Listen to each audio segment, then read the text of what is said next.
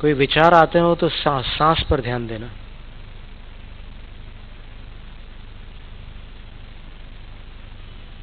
सांस की गति नहीं बदलना है, जैसी चल रही है चलने देना, बस पूरी भरना और पूरी छोड़ना।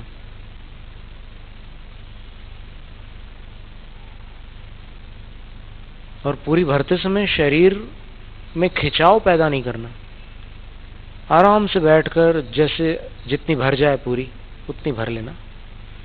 और छोड़ते समय भी एकदम सिकोड़ना नहीं, जितना निकल जाए अच्छी बात है।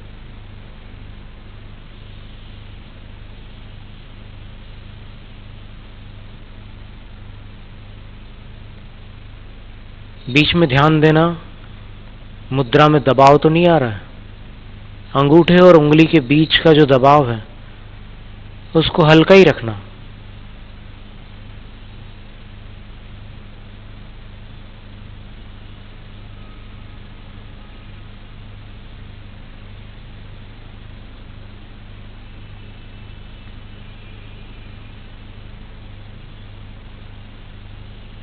आंखों को, ललाट को शांत कर दीजिए। जो भी खिंचाव है उसको ढीला छोड़ दीजिए।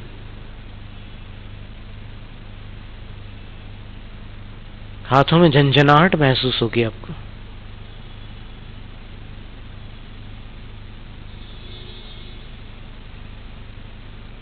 बस ये प्रक्रिया। अगर झंझनाहट चालू हो गई हाथ में, हल्की सी झंझनाहट, एक ऐसी तरंग जैसी, लहर जैसी, कोई बिजली जैसा झटका नहीं, लेकिन उस झंझनाहट से वो जो ऊर्जा का प्रवाह है वो समझ में आता है। और इस अवस्था में आप अगर पौन घंटे बैठ जाते हैं या फिर दिन भर में पौन घंटा कर लेते हैं, 2 बार में कर लो, 3 बार में कर लो, बहुत ज्यादा बार में करोगे तो फिर एक बार का जो डोज है, जो उसका परिमाण है, उससे कहीं कम ना हो जाए। अब मान लो कोई 15 बार में करें तो फिर बहुत कम समय मिलेगा एक एक बार में, तो उसको 2 या 3 बार में कर सकते हैं। और बिल्कुल आराम से बैठना आपको, ऐसे पालथी लगाकर जैसे आपसे बने। और अगर ना बने तो कुर्सी पर भी, जिसको बैठते बने, कुर्सी पर बैठकर भी कर सकता है।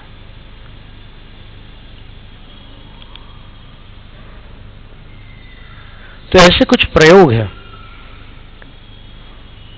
फिर भी इसमें कुछ कठिनाई महसूस होती है तो फिर कुछ और भी प्रयोग है, लेकिन अभी आज इतना रखते हैं अपन कि इस अभ्यास के द्वारा आप देखिए आपके मस्तिष्क की तरंगों में अंतर पड़ेगा। और आप कुछ दिन तक करेंगे, जैसे जिनको नींद नहीं आती वो अगर इसकी मात्रा बढ़ा दे, कुछ अधिक समय तक इस प्रकार की मुद्रा रख ले, ज्ञान मुद्रा, तो उसके ज्ञान तंतुओं को कुछ विश्राम मिलेगा। और उसके बाद फिर ऐसा देखा गया है कि जो लोग ऐसे हाथ रखते हैं, अभी ज्ञान मुद्रा तो ऐसे नीचे की तरफ करके रखते हैं, इसको ऐसे ही रख लो आप लगातार। तो अगर 3 दिन तक लगातार अधिक से अधिक समय ऐसे रखा जाए तो फिर अनिद्रा में आराम मिल जाता है। ऐसा मुंबई के डॉक्टर देवेंद्र वोरा जी ने, जिन्होंने एक पुस्तक लिखी थी हेल्थ इन योर हैंड्स, तंदुरुस्ती आपके हाथों में, एक्यूप्रेशरिस्ट था वो, उन्होंने ऐसा प्रयोग किया था कि किसी व्यक्ति को बहुत समय से निद्रा नहीं आती थी, उसका रोग था, तो फिर उन्होंने कहा कि ऐसा 3 दिन पकड़ो तुम इसको, जितने अधिक समय तक। 3 दिन में उसको नींद आना प्रारंभ हो गई, वो स्वस्थ हो गया। तो इस तरह जैनाचार्यों की जो दिगंबर परंपरा है, उस परंपरा में 5वीं शताब्दी के आचार्य पूज्यपाद स्वामी ने तत्वार्थ सूत्र पर सर्वार्थ सिद्धि नामक टीका लिखी है। उसकी उत्थानिका को पढ़ते हुए अपन ये सब चर्चाएं कर रहे थे। और मोक्ष और मोक्ष मार्ग की बात से प्रारंभ होता है ये विषय। तो अपन अभी तो पहले अपने आप को स्वस्थ बनाने का प्रयास कर रहे हैं कि पहले अपन इन बातों को सुनने के लायक तो बन जाए। नहीं तो अगर बीमार होकर के सुनेंगे और फिर अरुचि के साथ सुनेंगे तो कुछ समय में या तो ऊब जाएंगे या फिर सुनने के बाद उसका सदुपयोग करने में समर्थ नहीं होंगे। इसलिए सदुपयोग के लिए कुछ मानसिक स्वास्थ्य, कुछ शारीरिक स्वास्थ्य अपने लिए अच्छा है। जैनम जयतु शासनम, जैनम जयतु शासनम, जैनम जयतु शासनम।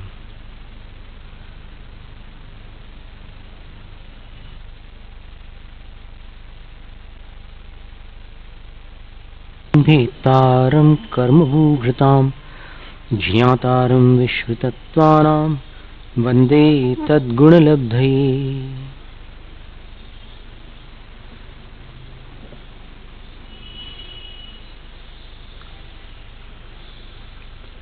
मोक्ष और मोक्ष प्राप्ति का उपाय, इसको लेकर के एक विषय था। सर्वार्थ सिद्धि ग्रंथ में आचार्य पूज्यपाद स्वामी ने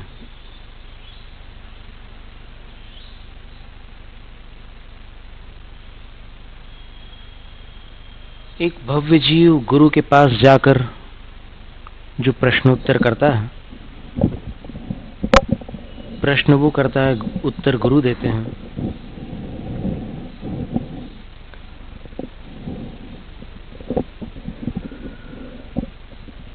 उसका इसके भूमिका में चित्रण है।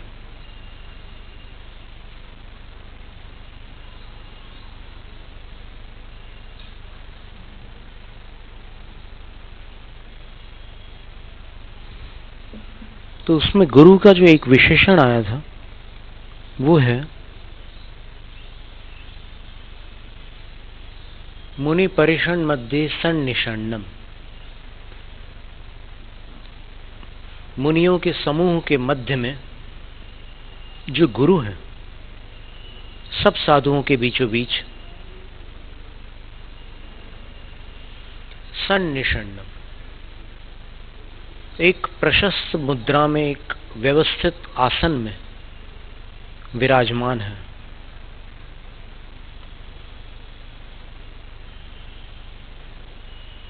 और आसन का भी बड़ा महत्व है। मोक्ष जाने से पूर्व जो ध्यान लगाया जाता है, उसके आसन का चित्रण इसी तत्वार्थ परंपरा के एक महान आचार्य अकलंक देव ने तत्वार्थ वार्तिक में किया है कि जब घाती कर्मों का क्षय करते हैं कोई भी साधु, तब वो कौन सी मुद्रा में, किस आसन में बैठ करके ये कार्य करते हैं। उपसर्ग आदिक में स्थिति अलग बनती है, लेकिन सामान्य जब ध्यान करके व्यवस्थित आसन लगाकर बैठते हैं तो उस समय जो उसका चित्रण है वो आता है।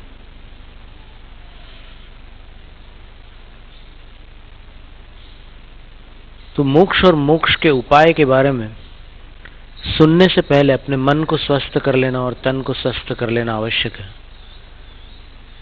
क्योंकि अगर चिंतित होगा मन तो सुनने में मन नहीं लगेगा, और सुनने में नहीं लगेगा तो समझने में नहीं आएगा, और समझ में नहीं आएगा तो फिर आना जाना चलता रहेगा, लेकिन उससे कुछ होगा नहीं, परिणाम कुछ नहीं निकलेगा। इसलिए एक स्वस्थता अपेक्षित है। शरीर हल्का हो और मन भी भारी ना हो, दोनों बातें हैं। तो शरीर को हल्का करने के लिए कुछ उपाय हैं, मन को हल्का करने के भी उपाय हैं। जितनी समस्याएं हैं उन सब के कोई ना कोई उपाय है।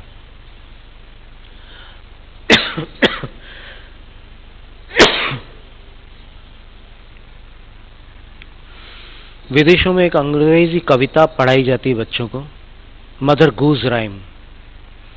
जैसे Jack and Jill went up the hill to fetch a pail of water, Jack fell down and broke his crown, Jill came tumbling after. ऐसी बहुत सारी कविताएं छोटे छोटे बच्चे पढ़ते हैं, ट्विंकल ट्विंकल लिटिल स्टार।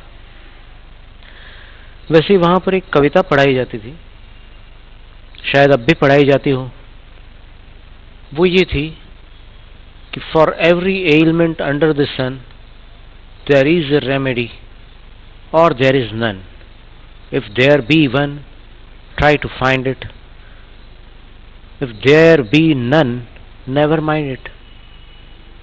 अब इन 4 पंक्तियों में बेफिक्री का राज बता दिया कि हमेशा निश्चिंत रह सकते हैं आप। जितनी बीमारियां, जितनी विपत्तियां, जितनी समस्याएं इस धरती पर है, सूर्य प्रकाश जहां जहां पड़ रहा है, वहां जो भी समस्या है उनका या तो कोई ना कोई समाधान है या फिर वो लाइलाज है। दो स्थितियां बन सकती है। तो यदि उनका कोई समाधान है तो ढूंढने का प्रयास करो, यदि नहीं है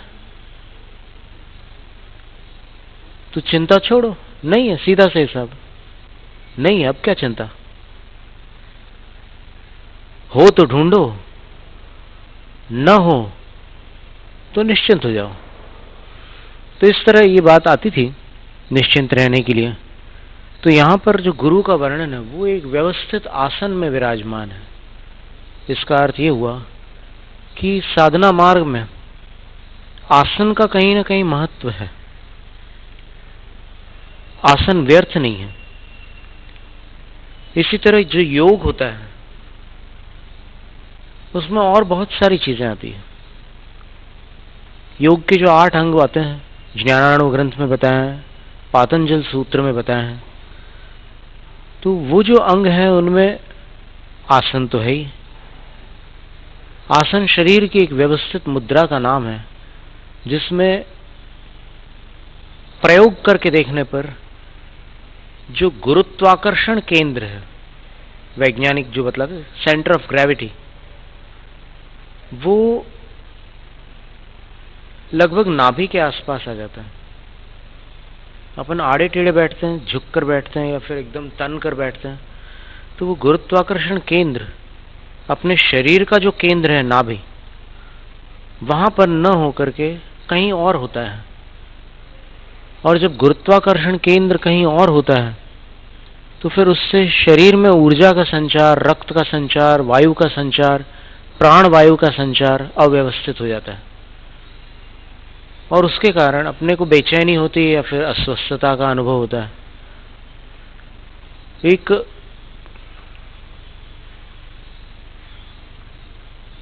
पोस्चर थेरेपी है।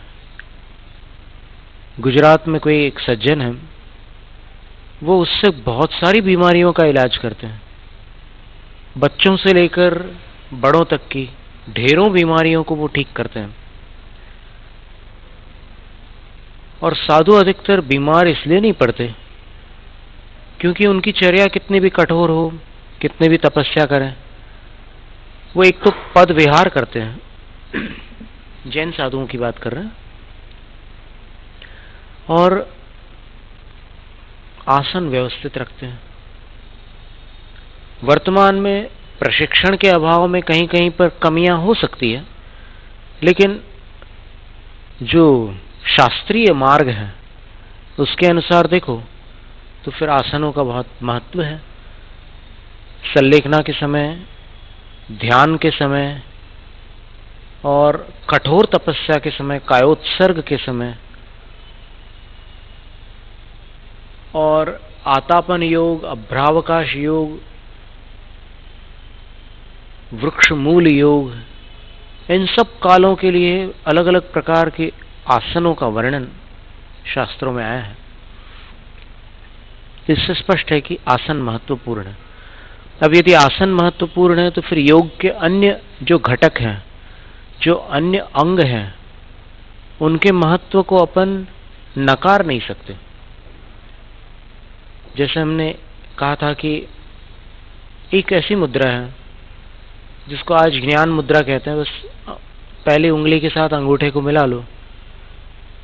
पर बिहार योग विद्यालय में, जहां के हम सदस्य रह चुके हैं, पहले हमने बाल्यकाल से योगाभ्यास का प्रशिक्षण प्राप्त किया था, तो वहां पर कहते थे कि सिर्फ इससे उंगली मिलाना मात्र ज्ञान मुद्रा नहीं है। वो कहते थे कि जब उंगली मिलाकर हथेली नीचे की तरफ होगी तब वो ज्ञान मुद्रा बनेगी, और हथेली ऊपर की तरफ होगी तो वो छिन्न मुद्रा हो जाएगी। और दोनों मुद्राओं के रिजल्ट्स यानी परिणाम कुछ अलग हैं। और ये भी हमने बताया था कि मुंबई के एक डॉक्टर देवेंद्र वोरा जी हैं, वो प्रातः 3 बजे से ध्यानाभ्यास आदि करते हैं। तो उनका कहना था कि यदि किसी को नींद न आने की बीमारी हो, अनिद्रा, इंसोम्निया, तो वो 3 दिनों तक एक अभ्यास कर सकता है कि वो अपनी प्रथम तर्जनी अंगुली को अंगूठे से अधिक समय तक मिलाकर रखे, तो उसको नींद आने लग जाएगी। अब कुछ लोगों का ये सवाल होता है कि नींद न आए इसका क्या उपाय है? ज्यादा आती है नींद कुछ धर्म सभाओं में, अनेक लोग अपनी निद्रा पूर्ति कर लेते हैं, कुछ अच्छी मीठी मीठी बातें सुनने मिल जाती है, वो लोरियों का काम करती है, और कोई खंबा वगैरह टिकने मिल जाता है, तो फिर शरीर को विश्राम की स्थिति प्राप्त हो जाती है, सो लेते हैं, थोड़ा सा झपकी ले लेते हैं। तो ऐसे कई लोग पूछते हैं, कई विद्यार्थी भी पूछते हैं कि जब परीक्षा के दिन करीब आते हैं तो नींद बढ़ जाती है, क्या करें जिससे कि नींद न आए? तो उसके लिए जो होलिस्टिक थेरेपीज होती हैं, दवा बिना उपचार, इसमें ये लोग बोलते हैं कि या तो फिर अपने अंगूठे को, सुजोक थेरेपी जो होती है, वो इस अंगूठे को अपना सिर मानती है, तो इसमें अगर अपन दबाव देते हैं अंगूठे पर, तो फिर नींद चली जाती है। और फिर एक हाई एनर्जी पॉइंट बोलते हैं डॉक्टर देवेंद्र वोरा, एक्यूप्रेशरिस्ट, तो वो बोलते हैं कि ये अपना हाथ है, कोहनी से लेकर इस मध्यमा उंगली के नख तक या इसके छोर तक, तो यहां से ठीक बीचों बीच जो पॉइंट आएगा,